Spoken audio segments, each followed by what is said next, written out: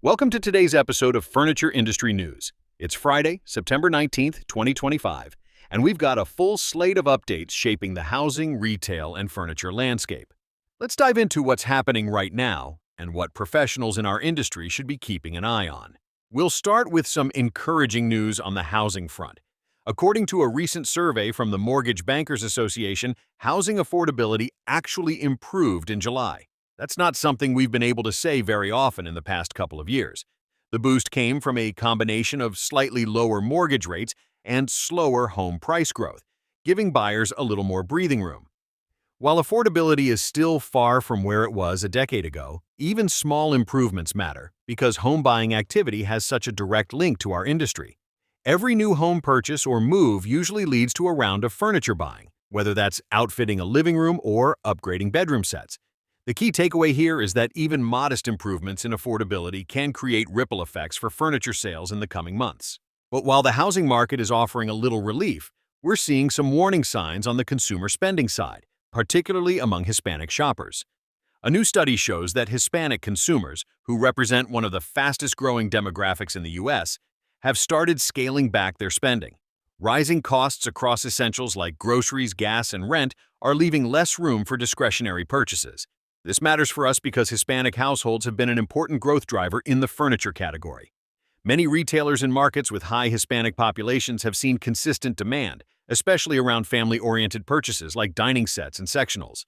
If spending habits shift downward in this group, retailers may need to rethink marketing strategies and promotions to stay relevant and accessible. And this ties into the bigger picture around holiday shopping trends.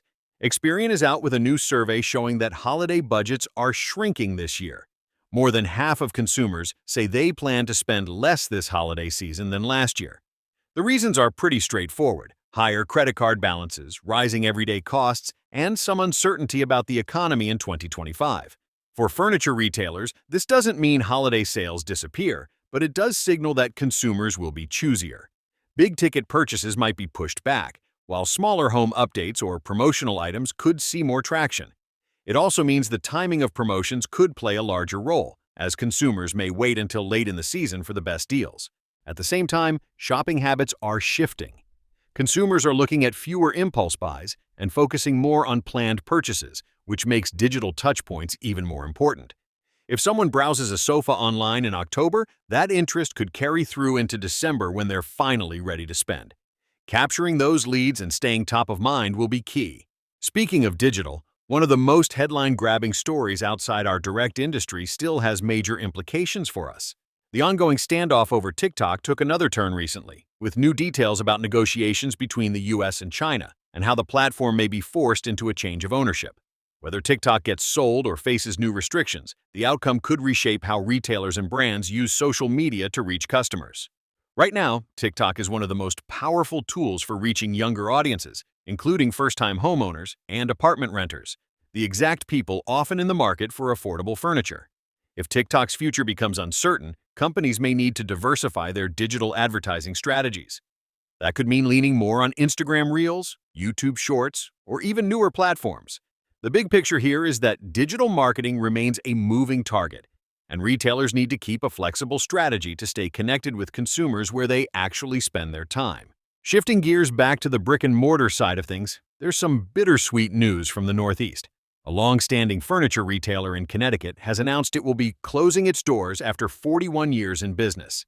Family-owned and a staple in its community, the store cited a mix of challenges, including the difficult retail environment and rising operating costs. Closures like this highlight how competitive the industry has become, especially for independent and regional players who are facing pressure from both national chains and e-commerce competitors.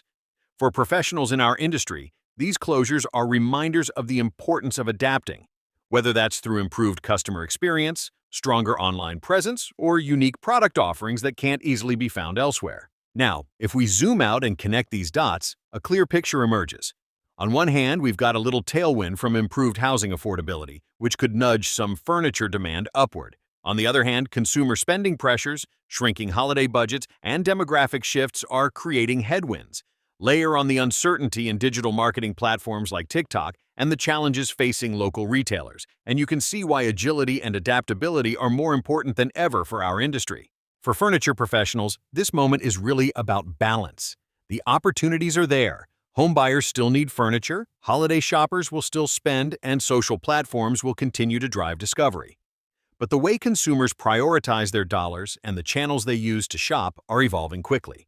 Retailers and manufacturers who keep a close eye on these changes and adjust accordingly will be better positioned to weather the bumps and capture the wins. And that's where industry awareness makes all the difference. Knowing that affordability is improving just slightly helps us forecast potential demand. Understanding that Hispanic consumers are scaling back spending allows us to rethink promotions or community outreach. Recognizing that holiday shoppers are tightening their budgets pushes us to be smarter with timing and offers. Watching the uncertainty around TikTok reminds us not to put all our marketing eggs in one basket. And seeing a decades-old retailer close its doors is a call to action to keep innovating and never take stability for granted. As always, the furniture industry is closely tied to the ups and downs of the broader economy, consumer sentiment, and retail trends. Staying informed and nimble is the best way to keep moving forward. That's all for today's episode of Furniture Industry News. If you found this update helpful and want to stay up to speed on the latest shifts in housing, consumer spending, retail, and everything that impacts our industry, make sure to hit that subscribe button so you never miss an episode.